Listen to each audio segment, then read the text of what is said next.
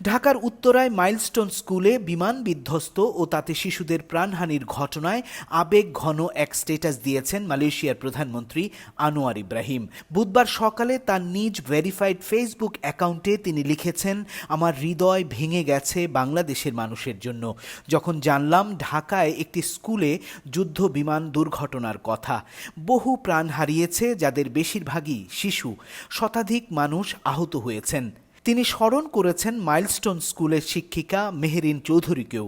তিনি লিখেছেন, ভুক্তভোগীদের মধ্যে ছিলেন মেহেরিন চৌধুরী, একজন শিক্ষক যিনি তার শিক্ষার্থীদের নিরাপদে সরিয়ে নিয়েছিলেন, আরও প্রাণ বাঁচাতে সাহসিকতার সাথে ধোঁয়া ও আগুনের মধ্যে ফিরে গিয়েছিলেন।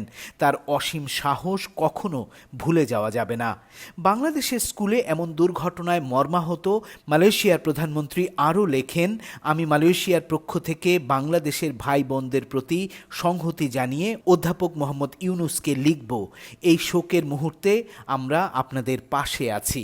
আমরা প্রতিটি প্রাণহানি এবং প্রতিটি বিধ্বস্ত পরিবারের জন্য শোক জানাই। ঢাকার উত্তরার মাইলস্টোন স্কুলে বিমান বিধ্বস্তের ঘটনায় বুধবার পর্যন্ত মারা গেছে ৩২ জন, আহত হয়েছে ১৬৪ জন। এমন দুর্ঘটনার খবরে হতবিহ্বল হয়ে পড়েছেন প্রবাসী থাকা কোটি বাংলাদেশি।